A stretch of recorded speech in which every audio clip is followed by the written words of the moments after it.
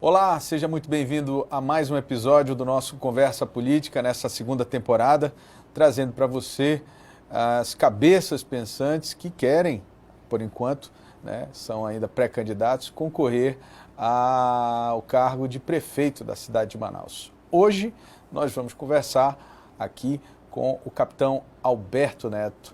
Muito boa noite, bom dia, boa tarde, dependendo do horário que o pessoal está assistindo, né? Seja bem-vindo. Verdade, Álvaro. Primeiro, te agradecer pelo convite.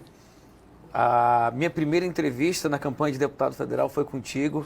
Essa entrevista da sorte, é pé quente. É verdade, né? Eu estive lá com você. E eu queria começar falando disso, né? Naquele momento você estava ali vivendo aquela experiência nova, muito por conta do teu resultado dessa explosão que foram as redes sociais no Brasil inteiro, né? E você é um pouco o resultado dessa nova mídia. E eu queria que você falasse um pouco como é que tem sido, antes da gente começar, como é que tem sido esses primeiros anos dentro da política. Era o que você imaginava? Não era o que eu imaginava. Mas como bom militar, missão dada tem que ser missão cumprida. Então, essa questão das redes sociais é muito interessante. Acho que é a nova comunicação. Então, quem não conseguir se comunicar bem nas redes sociais vai ter dificuldade. Não só na política, mas na sua vida profissional. Tudo tem um quê de mídia social, né? Em qualquer área. Em qualquer área que você pegar, um bom profissional tem que saber se comunicar bem nas redes sociais. Então, mais a rede social é uma comunicação. Sim. Você tem que ter um trabalho, você tem que ter algo a mostrar. E você vai usar as redes sociais para mostrar o seu conteúdo. Então, o que viraliza, o que dá engajamento, são conteúdos de qualidade. Isso a gente não pode esquecer. Lógico que tem a parte da comédia, né, dos memes, internet, aí tudo bem. Mas, de maneira geral, as redes sociais têm efeito positivo quando o conteúdo é muito bom. Você vai ver que está cheio de páginas, tem milhões de páginas no nosso país, no estado do Amazonas, e não tem engajamento, né, porque o conteúdo não tem muito conteúdo. Mas o bom conteúdo sempre vai ter espaço. E agora a rede social tornou a comunicação democrática. Você não precisa ter acesso à Rede Globo, às redes tradicionais, para poder aparecer perante a sociedade. Isso acho que ficou muito claro, inclusive, né, porque boa parte boa parte não, mas uma parcela grande dos deputados federais, até de alguns senadores mesmo, eles são resultado dessa abertura, né, das mídias. Mas aí eu queria que você me falasse um pouco como deputado federal. Você foi, Brasília, pulou aí todo esse caminho aqui de vereador, deputado estadual, essa coisa toda, e foi direto para Brasília. E em Brasília a gente sabe que, digamos assim, a arena da batalha é um pouco diferente. Como é que tem sido essa... Porque foram 2 anos conflituosos também em Brasília, Sim, né? São 513 deputados federais. Então imagina, 513 deputados para você se destacar, para ter um projeto aprovado, não é fácil. Então você tem que saber como funciona a regra do jogo. E consegui me adaptar muito bem. Criei a frente parlamentar do sistema penitenciário, conseguimos trazer um projeto que estava há muito tempo parado na casa, que é a criação da Polícia Penal, e nós colocamos como bandeira, e tive a honra, no ano passado, de assinar a Constituição na criação dessa polícia, que é importante para evoluir nesse sistema penitenciário, para evoluir na segurança pública. Então não é fácil. Agora, as redes sociais também têm me ajudado como deputado. Nós estamos conseguindo nos comunicar com o nosso eleitor. A política moderna também passa pela rede social. O presidente Bolsonaro foi eleito muito com as redes sociais. É verdade. E a gente vê que a população gosta quando o político é mais transparente. Ele aparece na live, ele dá um feedback para a população do que está sendo produzido, ele escuta críticas, elogios. Eu tenho vários projetos que são sugestão de eleitor. Sugestões de eleitores. Você aproveita de fato? Aproveito de fato. Não é uma jogada de marketing, é real. Então tem vários projetos que são de eleitores. Você tem algum exemplo aí? Eu tenho, sim. Por exemplo, tem um projeto que nem era minha área, que era a questão da margem consignável. A margem consignável, quem não conhece, é o servidor ou aposentado, que ele tem um salário dele fixo. Existe uma lei que ele consegue ter um empréstimo, que o empréstimo é descontado em folha. Isso, como não tem perigo de atraso, os juros é muito baixo. Então ele consegue ter acesso a um crédito com juros muito baixos. Só que tem uma margem, tem um uma margem, ali. tem um limite. E no momento da pandemia, muitos aposentados viraram o esteio da família. Eles ficaram, eles tiveram que ajudar muita gente. E eles solicitaram o aumento dessa margem. Então foi uma solicitação, nós construímos um projeto. Vem a ideia. E aí nós transformamos em projeto. Então, o projeto está muito avançado, conseguimos colocar na medida provisória, mas deu problema no Senado. Mas logo, logo nós vamos, ou aprova o projeto que foi criado, ou o governo ganhou uma repercussão tão grande nacional que o governo está para lançar uma medida provisória com esse projeto. E era isso que eu queria te perguntar.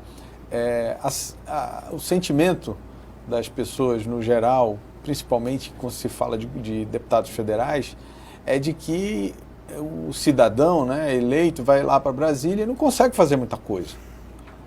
E aí a minha pergunta é exatamente essa, né? Você acha, na sua avaliação, que você já conseguiu fazer muita coisa ou o suficiente que justifique ali a função de um deputado federal? Porque são muitas regalias também, né? Sim.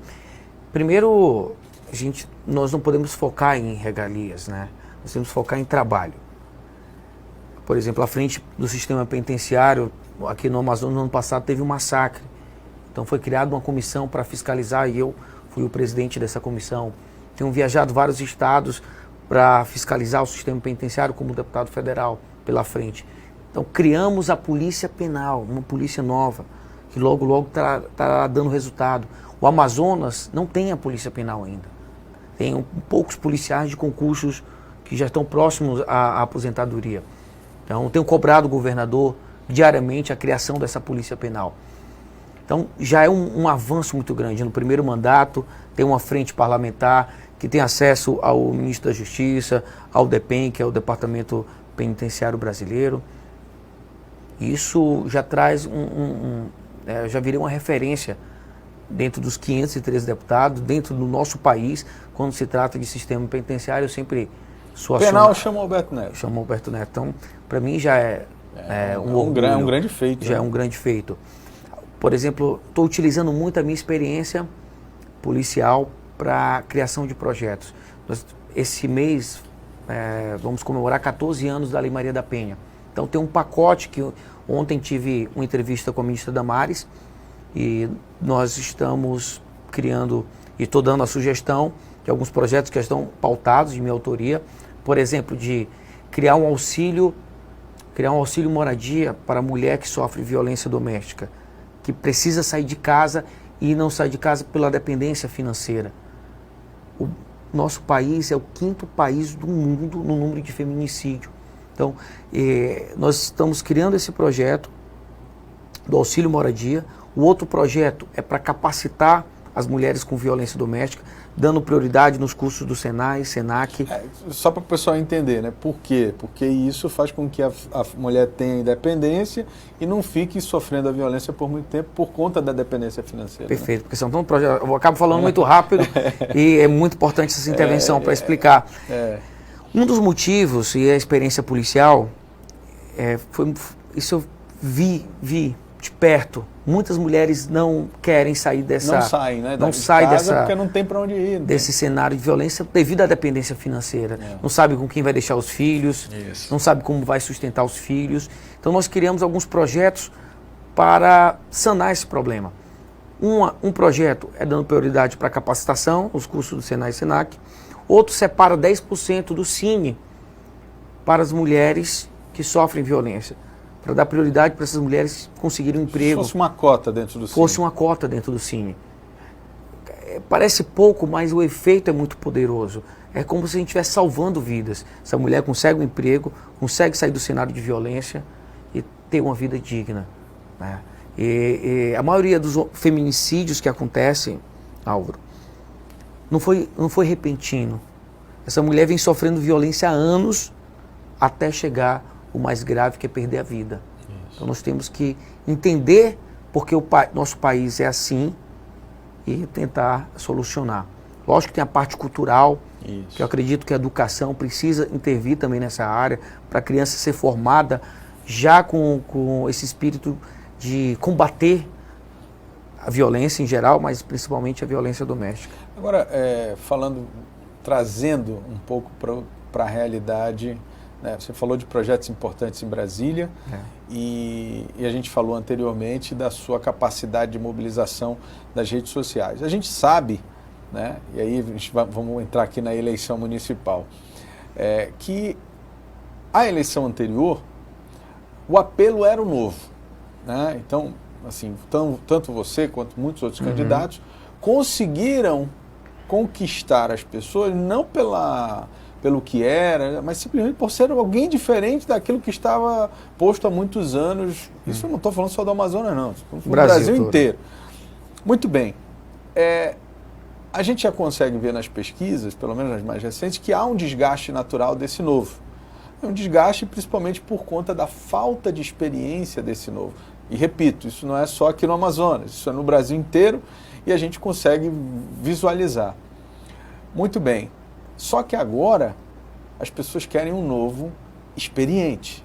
E aí é a minha pergunta, você já se considera experiente o suficiente para assumir uma responsabilidade dessa da cidade de Manaus? Álvaro, uma excelente pergunta. Realmente um novo inexperiente é um desastre, né? Você precisa ter um preparo. Tenho 20 anos de serviço público. O oficial ele já é treinado para gestão. Tenho formação em Direito, tenho formação em Gestão Pública. Semana passada reuni os doutores da UEA para tratar um plano de governo, uma gestão eficiente, com redução de gastos, para utilizar um gasto onde o Estado precisa se fazer mais presente, que é a educação de qualidade, que é na Guarda Municipal, né, que é na mobilidade urbana, que são funções naturais da Prefeitura. Então isso está sendo construído. Então, primeiro, tem um currículo, né? Tenho formação em Gestão Pública, tenho outra formação em Direito, sou deputado federal, isso está me dando em pouco tempo uma bagagem política para lidar, articulação, para lidar com os vereadores, porque eu vou precisar disso, né? Ninguém governa sozinho, não é uma ditadura, nós temos a Câmara dos Vereadores, e essa experiência política já me credencia para lidar bem com a Câmara Municipal. Então, tenho preparo, preparo pelo currículo, né? Por já ter, o oficial já fui comandante de algumas companhias e já mostrei um grande trabalho dentro dessa. Por isso que, na verdade, eu virei deputado federal devido a esse grande trabalho. Esse trabalho reconhecido. E tenho certeza que nós vamos realizar um grande trabalho na prefeitura, utilizando a tecnologia, tirar o Manaus do atraso. Por exemplo, você vai para outros estados e você abre o aplicativo, você sabe que horas o ônibus vai passar naquela parada. Isso acontece porque cada ônibus tem um GPS. Agora imagina como a tecnologia em cadeia tem um efeito poderoso. Então, se tem um GPS em cada ônibus, nós podemos criar um botão de emergência, conhecido também como botão do pânico. Então, no momento do assalto, você acionando esse botão, o CIOPS, Central CIOPS, sabe onde o ônibus está e a viatura mais próxima faz o atendimento. A viatura não vai às cegas, ela sabe exatamente onde o ônibus está ocorrendo o assalto. Isso tem um efeito muito poderoso, traz segurança. A prefeitura participando, dando a sua contribuição na segurança pública, utilizando apenas a tecnologia. E aí tem outras coisas, marcação de consulta. Os nossos alunos precisam ter, a nossa criança, o nosso jovem, nosso adolescente precisa ter contato com a tecnologia. O Amazonas, ele sofre ataques devido à Zona Franca. Então nós temos que nos preparar para uma era tecnológica. Um novo ciclo, nós tivemos o ciclo da borracha, o ciclo da Zona Franca, o próximo ciclo do nosso estado é a tecnologia, principalmente a biotecnologia, a utilização da nossa biodiversidade como um grande negócio. E como é que você pensa, eu aproveitar o gancho do que você falou, como é que você pensa a economia da cidade sem essa dependência 100%, digamos assim, do distrito industrial, como viabilizar, digamos assim, um novo modelo de economia para a nossa cidade? Primeiro, não dá para realizar uma nova matriz econômica de um dia para a noite. né? A Zona Franca ele tem 50 anos ainda de sobrevida.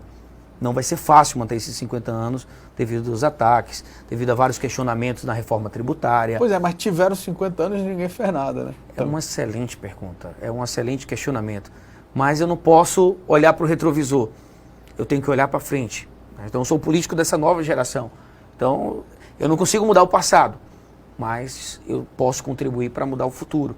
Certo. Então o futuro é trabalhar nessa questão, E você da nova eleito, matriz. E você eleito terá 4 anos para fazer alguma coisa nesse sentido. O que você tem em mente? Eu visitei a cidade de Recife, conheci o Porto Digital. César, né? Uma coisa assim. Isso, César, que foi um dos grandes administradores desse programa da Prefeitura de Recife.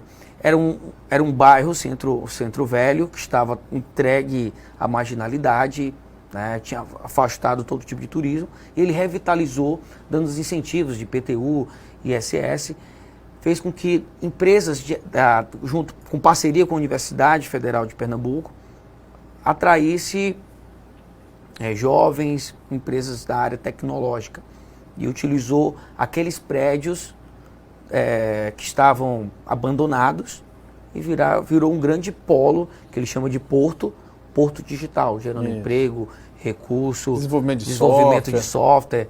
Né? Isso mexe com a juventude, com trilhar o novo caminho que é a tecnologia. Né?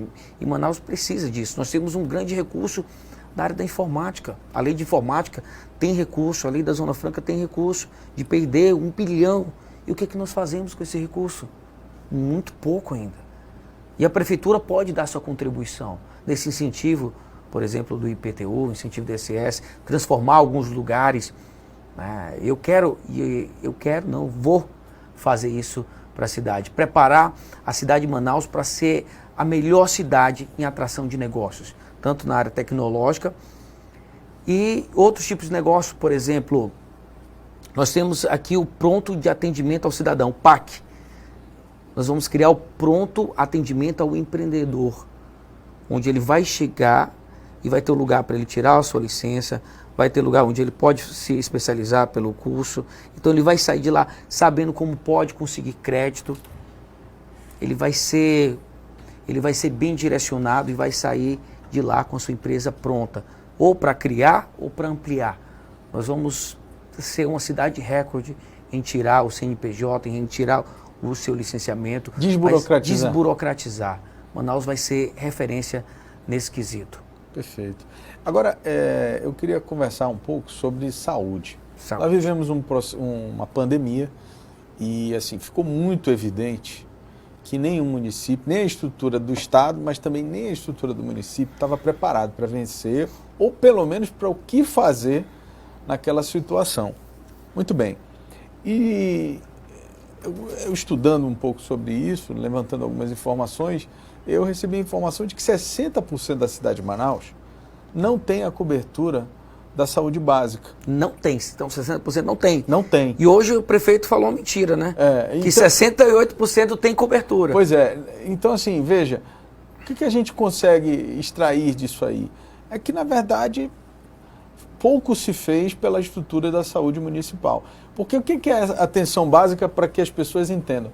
É uma casa com enfermeiros, um clínico geral e aquele remédio mais básico que a gente chama da cesta básica de medicamentos, né? É um remédio para gripe, para tosse, para não sei o quê. Remédio de pressão. Pressão e tal. Isso desafogue muito, né, o sistema de saúde, né? Porque a pessoa faz o tratamento em casa.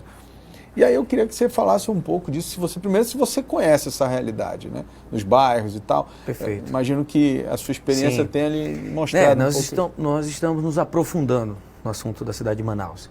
E saúde, nós vivemos uma pandemia, é o assunto número 1. E hoje, quando eu li a notícia que Manaus tem 68% da atenção básica... É o inverso. Praticamente é o inverso. Você foi muito assertivo, mostra que está ciente. A gente pode abrir o site agora do Ministério da Saúde e nós vamos ver a triste realidade da cidade de Manaus. Isso. É uma das piores, das capitais, se eu não me engano, está em 22º lugar. Isso. Em termos de cobertura de atenção básica. O número é impressionantemente baixo. Nós temos 221 equipes de saúde. Nós foi... temos 1.000 ACS, que é agente comunitário de saúde. Esse cara que faz a diferença. E aí você colocar nessa cesta de informações, você entender que a própria lei diz que a saúde e a educação, elas têm, inclusive, parte maior do orçamento dos municípios, né? Ele é obrigado a gastar X% com saúde, X%. Quer dizer, a gente não consegue entender como é que, a gente está nessa situação, né?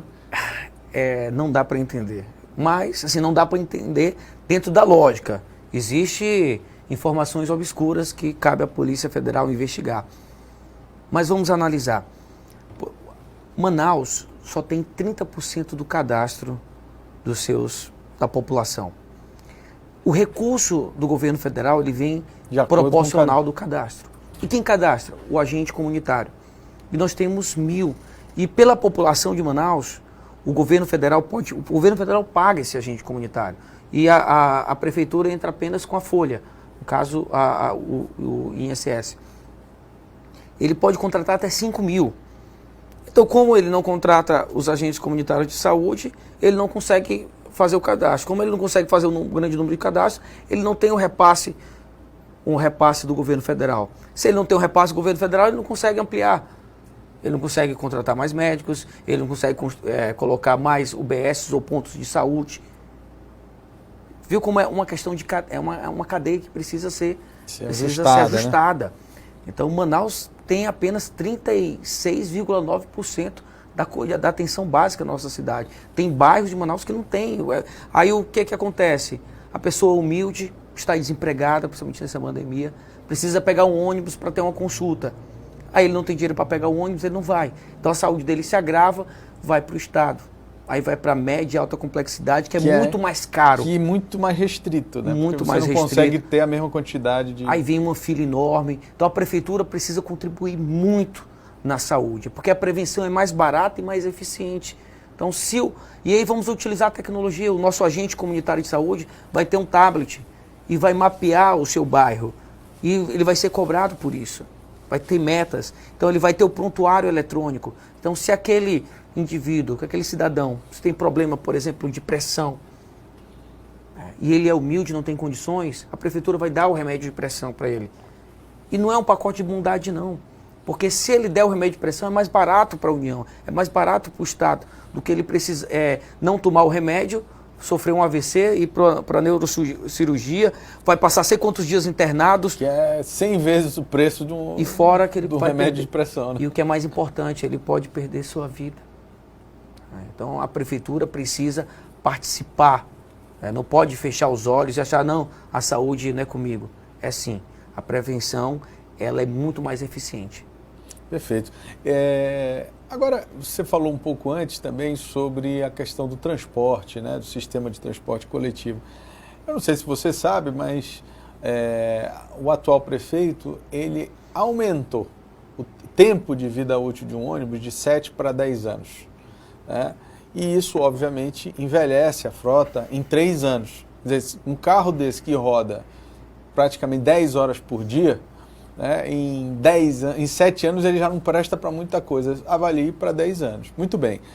Além disso, né, a atual prefeitura renovou o contrato com essas empresas, que são as mesmas empresas de pelo menos 3 ou 4 eleições para trás. Aliás, acho que desde que eu nasci são as mesmas empresas. Muito bem. Renovou por mais 10 anos.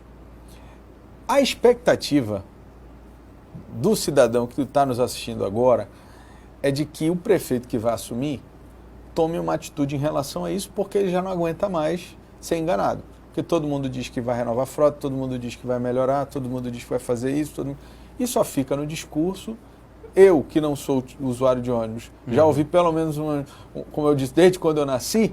Imagine uma pessoa que todo dia entra no ônibus de manhã para ir para o trabalho, volta para a sua casa no final do dia cansado e tem que pegar o mesmo veículo, com os mesmos problemas, no mesmo sistema. Como é que você pensa em trabalhar essa questão para que eles entendam o que você pode fazer aí por eles, nesse caso?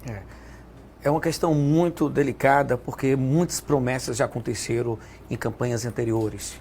BRT, metrô de superfície, metrô realmente, né? E subterrâneo. Então foram grandes promessas e nunca nem chegaram a estar no papel, pelo menos, né? Manaus tem uma capacidade fiscal ainda muito boa.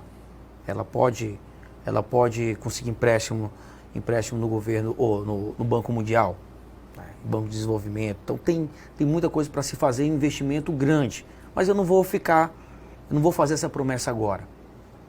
Vamos falar no que pode ser feito de maneira simples e rápido, né? Para mudar a vida do cidadão de Manaus amanhã. Então, reestruturar a nossa cidade. Por exemplo, hoje, aquela linha azul é um verdadeiro, como eu posso dizer, é uma confusão. Você tem ônibus do lado esquerdo, tu tem ônibus do lado direito, e tem a população ali imprensada no meio desses dois ônibus, né? Isso não consegue mostrar agilidade. Nós podemos colocar todo mundo do lado direito, como acontece, o transporte do lado direito, com a faixa azul do lado direito, com fotossensor para multar para quem entrar, não precisar, para realmente criar esse hábito, que aquele do lado direito ali, com exceção de curvas, que você vai precisar entrar, lógico, seja respeitado, né? Então, prioridade para o transporte coletivo. Primeiro dá para fazer isso. Alguns pontos da cidade nós podemos voltar a ter mão única, tipo Constantino Neri, Djalma Batista, ampliar o fluxo desses dois locais. Um exemplo básico que já dá para fazer amanhã, só pintar, colocar fotossensores e nós vamos já estar desafogando muito o trânsito da cidade de Manaus.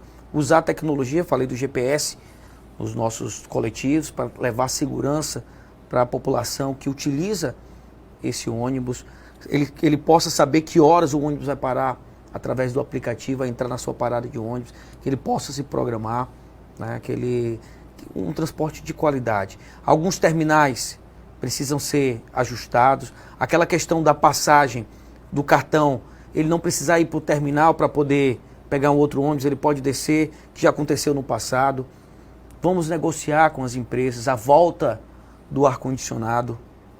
Temos que dar qualidade, senão o que é que está acontecendo? O aplicativo, as pessoas que têm um pouquinho mais de condições estão indo para o aplicativo, pegando Uber, né, ou outros aplicativos, em vez de usar o transporte coletivo. E as cidades desenvolvidas, a gente sabe quando uma cidade é desenvolvida... Quando tem um sistema de transporte coletivo. Quando o transporte coletivo é mais eficiente do que esses aplicativos. Então nós queremos virar o jogo e vamos por partes, vamos melhorar o que dá para fazer de maneira rápida e vamos trazer investimento para, sim, um metrô de superfície, algo mais eficiente que ligue os extremos da nossa cidade. Vamos buscar investimento para que aconteça. Então, como deputado federal, eu consegui ter esses contatos também, né? Sou da base do presidente. Ter um prefeito ligado ao presidente pode ser... nós vamos ter mais facilidade para fazer grandes parcerias. Bom, é bom que você tenha citado isso, que eu queria tocar um pouco nesse assunto. Você é de um partido, são os republicanos, é um partido extremamente alinhado com a proposta do presidente Bolsonaro. E assim, uma das bandeiras do presidente Bolsonaro é não corrupção. Não corrupção. Então ele, inclusive, uma das coisas das quais ele faz muita publicidade é isso, né? Olha, tantos meses sem corrupção, tantos anos sem corrupção, né? Quer dizer, falam de tudo da gente, mas nós não temos casos de corrupção. Enfim, eu queria que você falasse um pouco do que representa esse tema numa possibilidade, num possível governo seu aqui na cidade de Manaus. Primeiro, ontem foi enviado para a Assembleia a criação da Delegacia de Combate à Corrupção, que é uma proposta do governo federal e só iria chegar o recurso da segurança aqui se tivesse a delegacia. Então, estamos avançando no quesito da segurança, no quesito do combate à corrupção. O Amazonas hoje está passando por uma CPI, CPI da saúde. Eu queria até parabenizar a Assembleia Legislativa, por essa CPI. Eu acho que é o momento de passar a limpo. Não só esse governo, mas os governos anteriores. Que a Assembleia passada hoje grita, né, ataca, mas estava presente nos governos anteriores e ficaram calados. Não criaram a CPI, não investigaram. E na pandemia, o Amazonas começou essa pandemia apenas com 56 leitos de UTI. Apenas 56. Imagina, 4 milhões de pessoas, nós tínhamos apenas 56 leitos. Resultado de muita corrupção. Então a CPI tem uma grande oportunidade para passar limpo. O que aconteceu nos outros governos também. Isso não aconteceu, não foi do dia para a noite. Então parabenizar a CPI e incentivar que ela se aprofunde, que ela traga para a sociedade essa obscuridade, essas informações controversas que quem está na ponta, quem está lá na sua vida normal, lá na periferia, não tem esse conhecimento. Tá, mas eu digo assim, você, Sim. Alberto Neto, prefeito. Perfeito. Você vai ter critérios, por exemplo, para escolher seus secretários, usar essa questão da corrupção como um critério para trazer ou não pessoas para o seu governo? Sim, com certeza, Álvaro. Inclusive, eu sou autor, né, de uma lei que transforma crime hediondo o crime de corrupção, tanto ativa como passiva, durante o período da pandemia. Isso primeiro mostra o meu ideal, né, do combate à corrupção. E vai dar um resultado poderoso que, como nós estamos no estado de calamidade, então as compras estão com menos critério, porque precisamos de mais agilidade e isso facilita a crimes de corrupção. Então, quero deixar logo essa posição muito clara. E com certeza vamos utilizar o mesmo princípio do governo Bolsonaro. Não vai ter amarrações políticas. Nós vamos colocar técnicos à frente da secretaria, técnicos de reputação ilibada, mas além de reputação ilibada, técnicos eficientes. Nós vamos cobrar de perto os resultados, vamos dar metas e vamos transformar a nossa cidade. Você, por exemplo, assim, óbvio, o presidente do seu partido aqui, ele respondeu já algumas questões relacionadas à corrupção. Sim. Isso de alguma forma te incomoda de estar dentro desse... Como é que você vê essa relação? Ou não tem relação nenhuma? Não tem relação. Eu sou deputado federal, ele é deputado federal, ele foi eleito pelos eleitores dele, tem que prestar contas por isso. Não tenho nenhuma relação, não tem nenhuma relação entre... Mesmo estando no mesmo partido? Estamos no mesmo partido, temos valores cristãos, da família, apoiamos o presidente Bolsonaro. Inclusive, quando eu fui convidado para ir para o partido, deixei muito claro isso, olha, eu posso, porque o partido na época estava ligado a outro presidente, falei, eu venho para o partido, mas o meu presidente é o Bolsonaro. Isso foi acordado, tive que viajar para Brasília, fazer esse acordo. No início do mandato... Eu vi inclusive você no movimento pelo Aliança pelo Brasil, né? Exatamente. Você participou ativamente também, né? Sim, porque sou um apoiador do presidente. Isso. E nesse acordo, tivemos até alguns problemas durante o começo do mandato, porque às vezes voltava contra o partido para apoiar o presidente. Mas hoje não tem mais isso, porque o Partido Republicano já está alinhado, já faz parte da base do presidente. Então, o deputado Silas Câmara tem que responder por ele. Tem o CPF dele, eu tenho o meu, não tem nenhum tipo de como eu posso dizer, não tem nenhum tipo de influência, né? Ele é deputado federal, eu sou deputado federal. Ele não me elegeu. Eu fui eleito pelo meu trabalho na segurança pública, né, onde as pessoas se reconheceram. Então não tem nenhum tipo de relação. Quem estiver respondendo o processo, tem um processo, tem um processo legal para você responder, e cada político tem que ser, até a pena tem que ser mais agravada ainda quando acontecer com o político, porque ele lida com recurso público.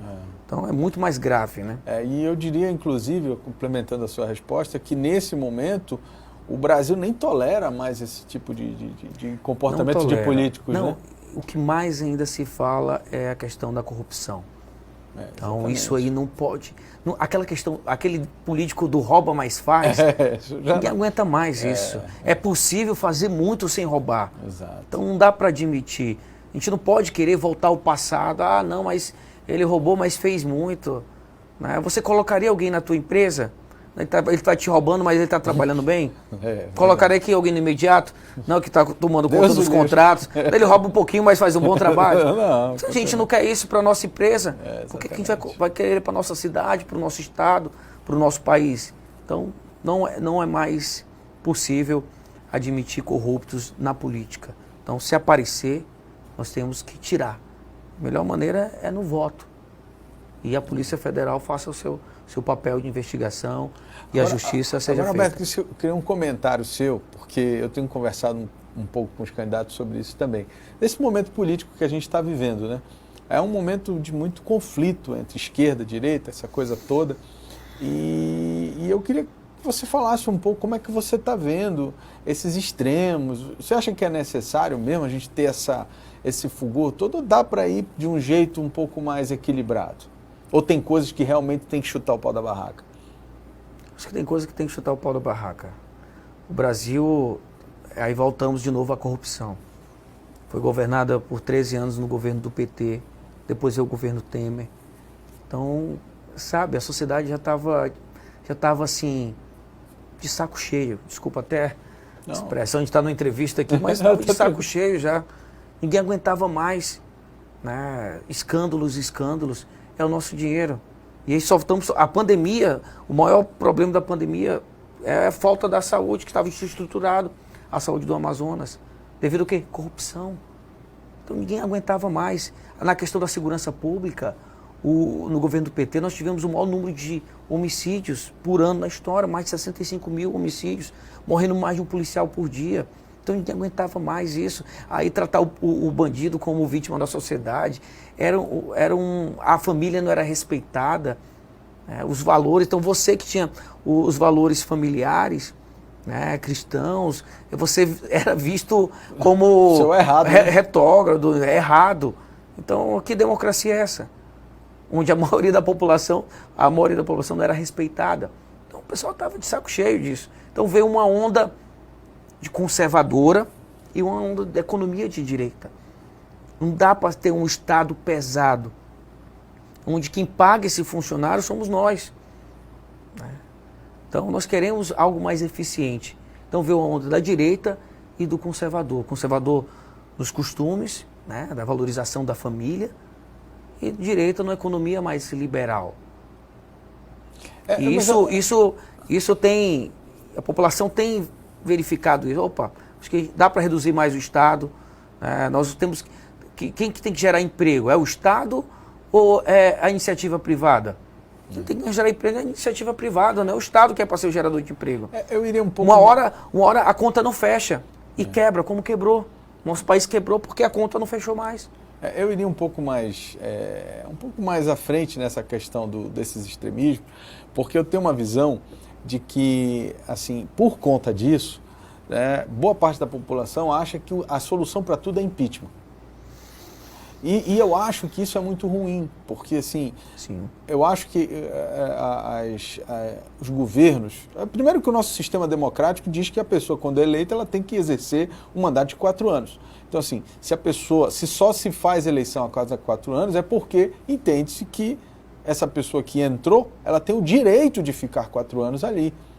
Fazendo ela o que ela fizer, bom ou ruim para algumas pessoas ou não, a gente não pode corrigir o erro de alguém, né, pontualmente, com impeachment.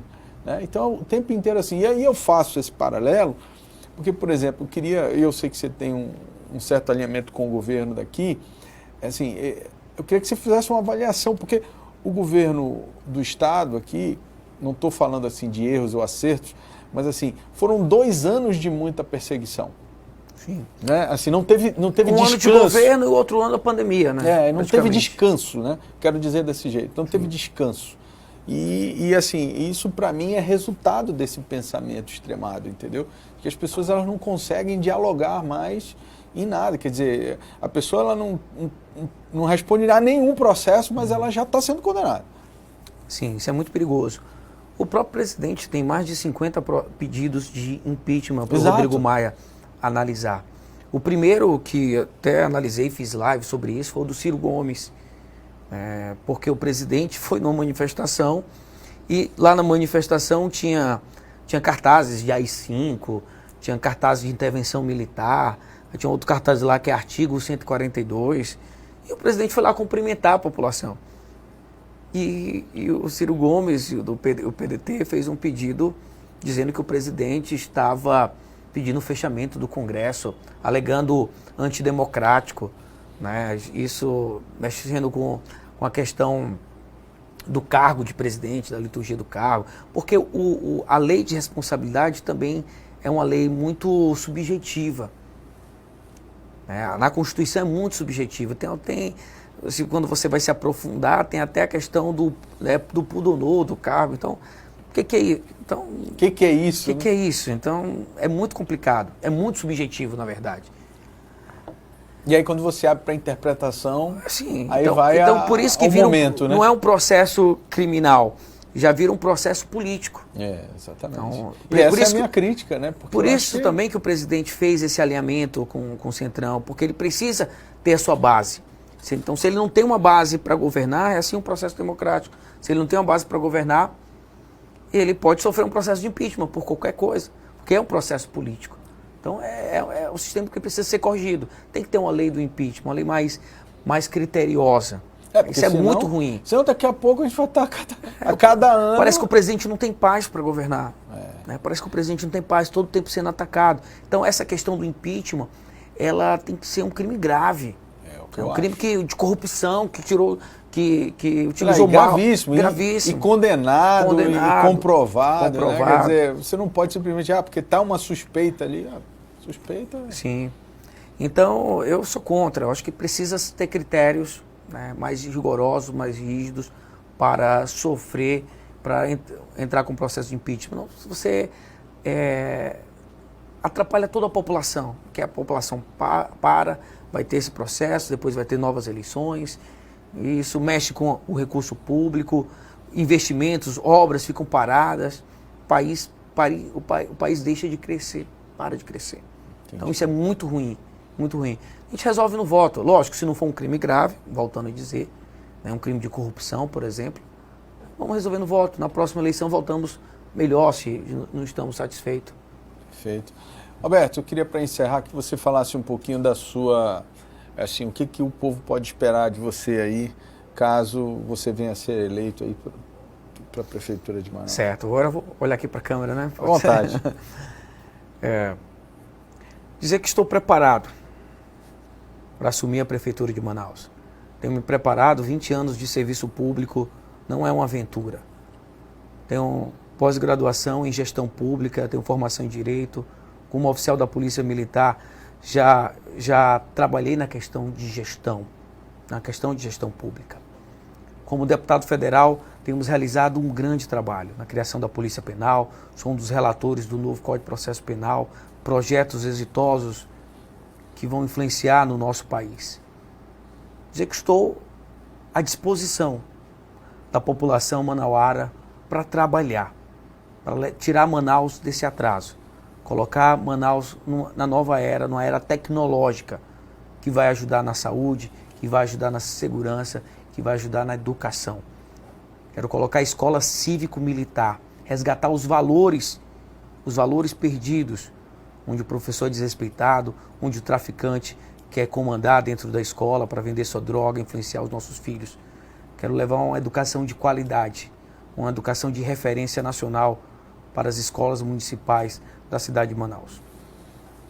Tá certo, meu amigo, eu queria lhe agradecer, desejar muito sucesso nessa caminhada, eu sei que é uma caminhada longa, e a você que está nos assistindo, eu quero deixar você aqui com um trechinho do nosso próximo entrevistado no próximo domingo, e a gente espera você. Continue acessando o nosso site, o imediatoonline.com, e o nosso site de política, o poder.com. Um grande abraço para você e a gente aguarda você então no próximo domingo com mais uma entrevista. Fica aí com um pedaço da nossa entrevista. Obrigado, Alberto.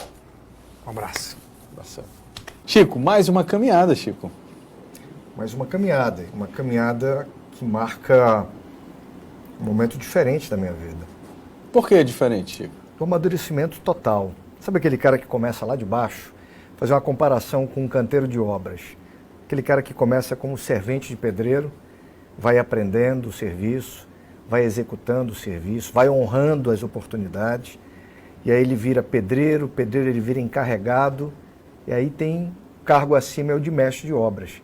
Que é exatamente isso que eu busco nesse momento, ser prefeito da minha cidade. Essa questão de ter 23 anos na política, vários cargos eletivos. Sim, né? Vereador, deputado estadual, presidente da Ordenador Câmara, de despesa em secretarias, né? Quer dizer, e você conseguir não ter o seu nome envolvido em denúncias de corrupção e tal. Eu não conheço, assim, muitos políticos com esse perfil, Chico. Ninguém vota num vereador, num deputado, para o cara se envolver em maracutaia, né? O cara se envolver onde não deveria.